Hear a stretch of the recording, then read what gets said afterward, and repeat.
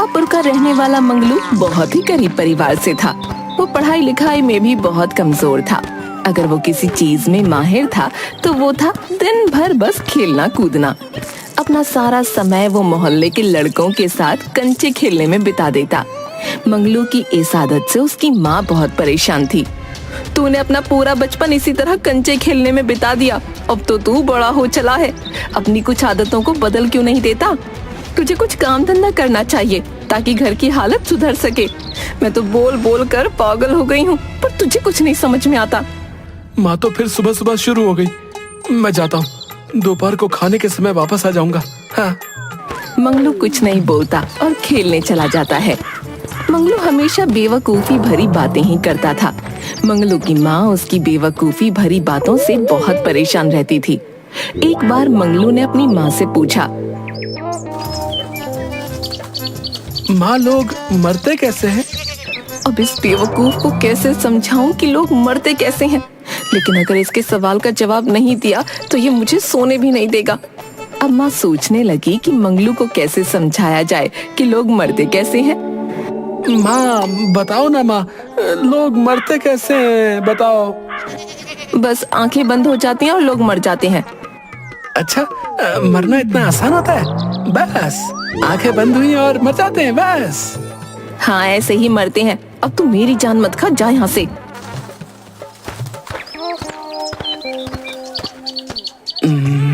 मुझे भी एक बार मरकर देखना चाहिए, कैसा लगता है? एक काम करता हूँ, गांव के बाहर चलकर एक गड्ढा खोदता हूँ और उसमें आंखें बंद करके लेट जाता हूँ। हाँ, ये अच्छा रहेगा। उसने गांव के बाहर जाकर एक गड्ढा खोदा और उसमें आंखें बंद करके लेट गया। रात होने पर उस रास्ते से दो चोर गुजरे। एक चोर ने दूसरे से कहा, हमारा एक साथी और होता तो कितना अच्छा होता। एक घर के आगे रहता, दूसरा घर के पीछे रहता और तीसरा आराम से घर के अंदर चोरी करता। मंगलू ये बात सुन रहा था। वो अचानक से बोल पड़ा, भैया मैं तो मर चुका हूँ, अगर जिंदा होता तो मैं तुम्हारी मदद कर देता। चोर समझ गए कि ये बिल्कुल बेवकूफ आदमी है। एक चोर मंगलू से बोला, भाई जरा इस गड्ढे में से बाहर निकलकर हमारी मदद कर दो, थोड़ी देर बाद आकर फिर मर जाना। मरने की ऐसी भी क्या जल्दी है भाई? मंगलू को गड्ढे में पड़े पड़े बहुत भूख लगने लगी थी और ठंड भी। उसने सोचा कि चलो चोरों की मदद ही कर दी जाए। ठीक है भैया, मैं तुम्हारी मदद कर देता हूँ और उसके बाद फिर मैं मर जाऊंगा। है तुम बहुत दयालु हो भाई। चलो अब हम एक काम करते हैं, पास के ही एक घर में चोरी करने चलते हैं। अच्छा, तुम घर के अंदर चोरी करने जाना, मैं आगे की तरफ पहरा दूंगा और मेरा साथी घर के पीछे की तरफ पहरा देगा। जैसे ही कोई खतरा हमें दिखेगा, हम 3 बार जोर से आया आया आया कहेंगे और तुम घर के अंदर से भाग कर निकलना। ठीक है? ठीक है भाई, चलो चलते हैं। चलो घर के अंदर पहले कुछ खाने पीने के लिए ढूंढता हूँ। पेट में इतने बड़े बड़े चूहे कूद रहे हैं। माँ भी तो कहती है, पहले पेट पूजा फिर काम दूजा है, इसीलिए पहले कुछ खा लेता हूँ, बाद में चोरी करूंगा। हाँ हाँ। तभी रसोई में मंगलू को दूध, चीनी और चावल रखे मिले। अरे वाह, क्यों ना खीर बनाकर खाई जाए। मंगलू ने सोचा और खीर बनानी शुरू कर दी। रसोई में ही एक बुढ़िया ठंड से सिकुड़कर सोई हुई थी। जैसे ही बुढ़िया को चूल्हे से आंच लगनी शुरू हुई तो गर्मी महसूस होने पर सही से खुलकर सोने के लिए उसने अपने हाथ फैला दिए। मंगलू ने बुढ़िया को देखा और उसे लगा कि बुढ़िया खीर मांग रही है। अरे अम्मा, पहले खीर तो बनने दे, तब दूंगा ना तुझे। बुढ़िया को थोड़ी और सेक लगी और उसने अपने दोनों हाथ थोड़े और फैला दिए। अरे अम्मा, मैं इतनी सारी खीर बना रहा हूँ, सारी अकेले थोड़ी ना खा लूंगा। शांति रख, तुझे भी खिलाऊंगा। है तुझे भी खिलाऊंगा। लेकिन बुढ़िया को जैसे जैसे सेक लगती रही तो वो और ज्यादा फैलकर सोने लगी। उसने हाथ और भी ज्यादा फैला दिए। मंगलू को लगा कि ये बुढ़िया खीर के लिए ही हाथ फैला रही है। उसने उसने झुंझलाकर गर्मा गर्म खीर बुढ़िया के हाथ पर रख दी। बुढ़िया का हाथ जल गया। बुढ़िया चीखती चिल्लाती एकदम से हड़बड़ा कर उठ गई। हाय रे मोरी मैया, मैं तो मर गई। ये क्या किया तूने? हाथ जलाकर मारेगा क्या? बुढ़िया के चिल्लाने की आवाज सुनकर सब लोग उठ गए और मंगलू पकड़ा गया। अरे अरे, मुझे पकड़कर क्या करोगी? असली चोर तो बाहर है। मुझे तो बहुत भूख लगी थी, मैं तो अपने लिए खीर बना रहा था। इस तरह मंगलू ने अपने साथ साथ असली चोरों को भी पकड़वा दिया। बड़ी मुश्किल से मंगलू की माँ ने उसे इस मुसीबत से बचाया।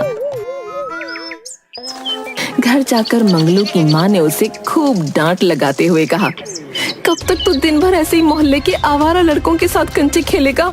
अब तो तू बड़ा हो गया है और हट्टा कट्टा भी है, तो कोई नौकरी क्यों नहीं करता? कब तक ऐसे घर बैठे बैठे मुफ्त की रोटियां खाएगा? ठीक है माँ, तुम अगर यही चाहती हो तो अब मैं ऐसा ही करूँगा। मैं कल सुबह ही नौकरी की तलाश में दूसरे गांव के लिए निकल पड़ता हूँ। तुम मुझे रास्ते में खाने के लिए कुछ दे देना है। क्यों दे दूं तुझे? रोटियां बांट देना, मैं गुड़ या नमक से खा लूंगा। अच्छा, घर में सिर्फ नमक है, न गुड़ है न आटा। एक काम करती हूँ, तुझे कागज में नमक बांध कर देती हूँ। जब ज्यादा भूख लगे तो नदी से पानी लेकर नमक घोलकर पी लेना। ठीक है माँ, घर में जो है वही दे दो। मंगलू अगले दिन नौकरी की तलाश में दूसरे गांव के लिए निकल पड़ा। मंगलू ने आधा रास्ता ही तय किया था कि उसे भूख लग गई। वो एक कुएं के पास ठहरा और अपने थैले से नमक निकाल कर बैठ गया। माँ के दिए हुए नमक को देखकर उसे लगा जैसे उसके हाथ में बहुत सारी रोटियां हैं और वो कहने लगा, एक खाऊं, दो खाऊं, तीन खाऊं कि सारे खा लूं? लेकिन अगर सारे खा लूंगा तो फिर आगे क्या करूंगा? एक काम करता हूँ, एक अभी खा लेता हूँ और बाकियों को संभाल कर पोटली में रख लूंगा और फिर आगे की यात्रा में एक एक करके धीरे धीरे मजे लेकर खाऊंगा। हाँ। संयोग से उस कुएं में परियां रहती थीं। मंगलू की खाने वाली बात सुनकर वो घबरा गईं। उन्हें लगा कि वो उन परियों को खाने की बात कर रहा है। कुएं के अंदर एक परी बाकी परियों से बोली, अरे ये कौन सा दानव आ गया जो हमें खाने की बात कर रहा है? खाने की बात? मुझे तो ये समझ ही नहीं आ रहा कि इसे पता कैसे चला हम परियां इस कुएं में रहती है। हमें जल्दी कुछ करना होगा वरना ये तो हमें सबको खा जाएगा। हाँ, हम एक काम करते हैं, पहले तो हम सब बाहर चलकर इससे विनती करते हैं कि ये हमें ना खाए। डर के मारे वो सारी परियां कुएं से बाहर आईं और मंगलू से विनती करने लगीं। हे महामानव, हम सब आपके हाथ जोड़ते हैं, आप हमें मत खाओ। हम आपको एक जादुई घड़ा देंगे, उस घड़े से आप जो भी मुराद मांगेंगे वो पूरी हो जाएगी। मंगलू हैरानी के साथ उन परियों को देख रहा था, क्योंकि उसने आज से पहले कभी परी नहीं देखी थी। मंगलू को कुछ समझ आता इससे पहले ही परियों ने वो जादुई घड़ा उसके पास रखा और वापस कुएं में चली गईं। मंगलू ने जादुई घड़ा लिया और फिर वापस अपने घर आ गया। घर पहुंचकर, माँ, मैं आ गया। तुम इतनी जल्दी वापस कैसे आ गए? सुबह तो तुम गए थे ना, अभी तो दोपहर भी खत्म नहीं हुई। मुझे पता था तुम कुछ नहीं कर सकते हो। माँ, मेरी बात तो सुनो। और ये हाथ में क्या मिट्टी का घड़ा लेकर आ रहे हो? क्या करूं मैं इसका? अपने सर पर मारूं या तुम्हारे सर पर? माँ, तुम मेरी बात सुनो पहले, उसके बाद जिसके सर पर भी मारना है उसके सर पर मार लेना। उसने अपनी माँ को परियों वाली बात बताई। माँ ये सुनकर हैरान थी। क्या तुमने इस जादुई घड़े को आजमा कर देखा? नहीं माँ, मैंने तो इसे नहीं आजमाया। मैं तो इसे लेकर सीधा तुम्हारे पास आ गया। चलो पहले हम परियों द्वारा दिए गए उस जादुई घड़े को आजमा कर देखते हैं, ये काम भी करता है कि नहीं। चलो पहले इच्छा तुम ही पूरी करवाओ इस घड़े से। क्या चाहिए तुम्हें? मैं क्या मांगू? मुझे तो बहुत जोरों की भूख लगी है। रोटी और गुड़ मांग लेता हूँ। बेवकूफ, अगर ये सच में जादुई घड़ा है तो हम रोटी और गुड़ क्यों खाएंगे? तुम इससे बहुत सारे पकवान मांगो। हाँ माँ, हाँ, तुम बिल्कुल सही कह रही हो माँ, यही अच्छा रहेगा। हे जादुई घड़े, हमें बहुत ढेर सारे पकवान दे दो। इतना कहते ही उनके सामने तरह तरह के पकवान थालियों में सज गए। दोनों ने उस रात स्वादिष्ट भोजन, वो भी पेट भर कर खाया। माँ, ये तो सच में जादुई घड़ा है और इतना स्वादिष्ट भोजन तो आज तक मैंने कभी नहीं खाया। हाँ, अब हमारे दिन बदल जाएंगे। मैं कल इस जादुई घड़े से ढेर सारा धन मांग लूंगी और फिर हम दोनों अमीर हो जाएंगे।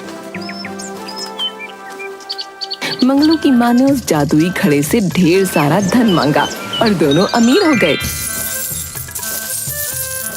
मंगलू की माँ बहुत खुश थी, लेकिन उसके मन में डर था कि गांव वाले उसके बेटे से उनके अमीर होने का राज न उगलवा लें। तभी मंगलू की माँ को एक तरकीब सूझी। वो बाजार गई और ढेर सारे बताशे खरीद लाई।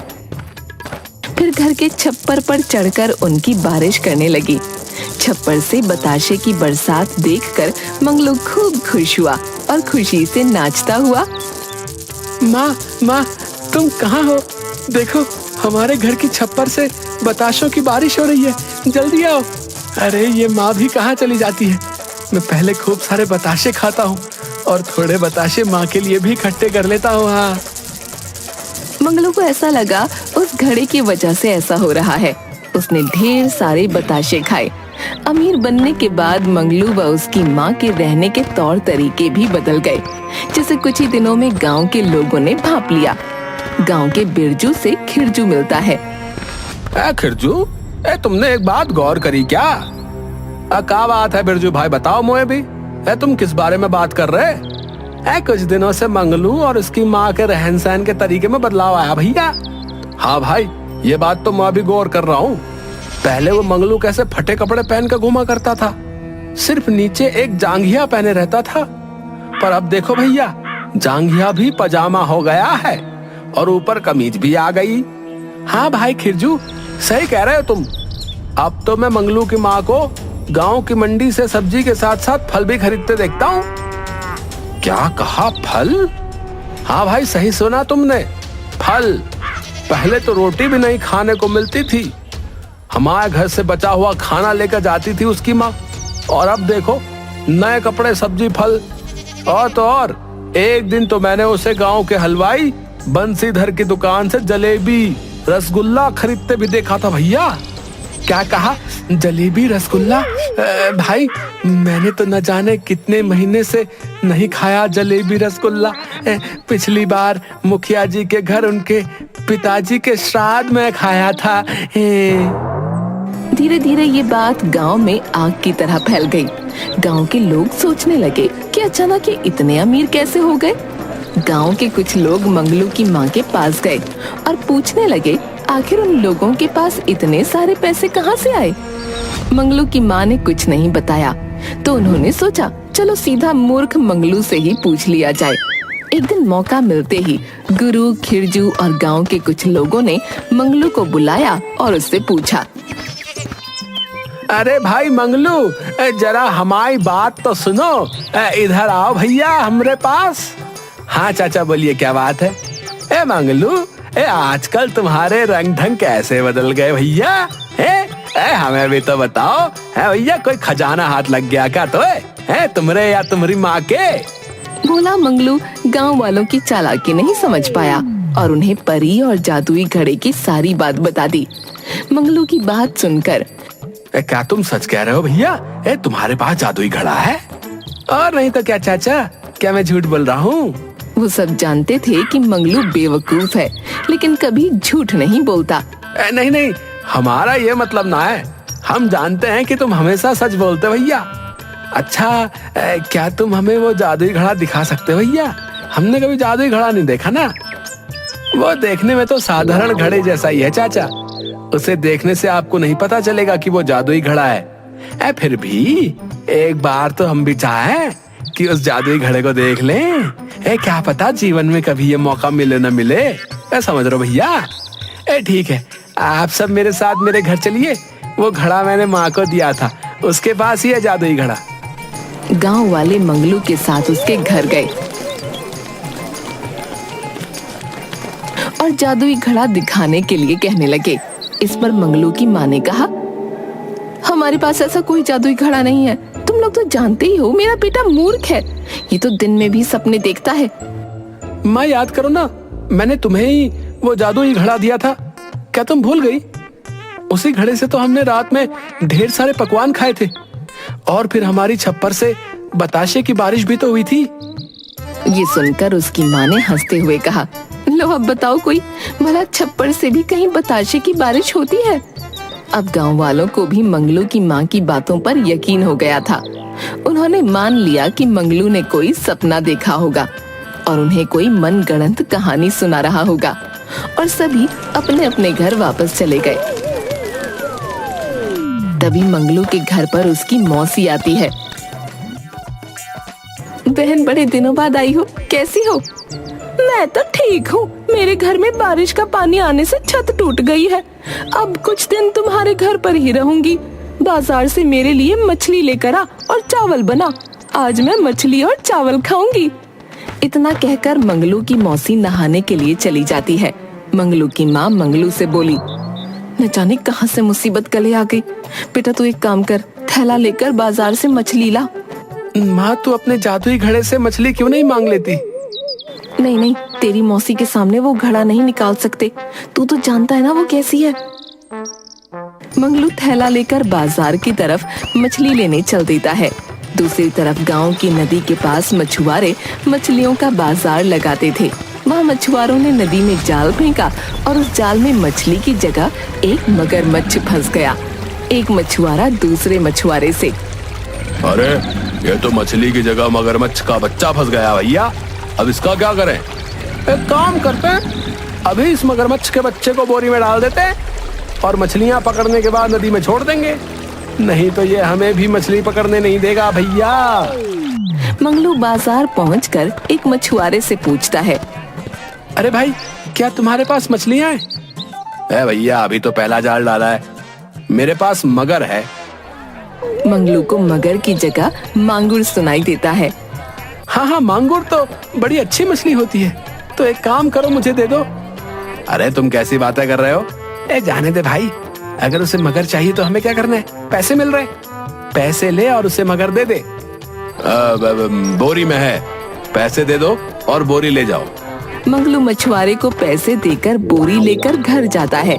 घर पहुंचकर मंगलू माँ से, माँ, मैं मछली ले आया। कौन सी मछली ले आया जो इतनी बड़ी है? मांगुर मछली है माँ, मांगुर। अरे मांगुर तो बड़ी अच्छी मछली होती है। चल अच्छा ही है जो तू बड़ी मछली ले आया। जरा मुझे भी तो दिखा, ताजी तो है ना?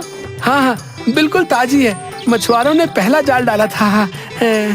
मंगलू माँ से बातें करते करते बोरी खोल देता है और बोरी खोलते ही उसमें से मगरमच्छ का बच्चा निकलकर मंगलू के घर में घूमने लगता है। तभी मंगलू की मौसी वहाँ आ जाती है। हाय दैया, मैंने मछली खाने को क्या कह दिया? तू तो मुझे खिलाने के लिए मगरमच्छ ले आया, क्या यही सीखा है तूने? अरे बेवकूफ, इस मगरमच्छ को कहाँ से ले आया पकड़कर? उस मछुआरे ने तो कहा था कि मांगुर है। बेवकूफ, मांगुर नहीं मगर कहा होगा, तुझे ही मांगुर सुनाई दिया होगा। मंगलू की माँ किसी तरह उस मगरमच्छ के बच्चे से पीछा छुड़ाती है, लेकिन मंगलू की मौसी तो मछली खाने की जिद करके बैठी थी। मंगलू की माँ जादुई मटके से मछली मांगती है और अपनी बहन को खिलाकर शांत करती है।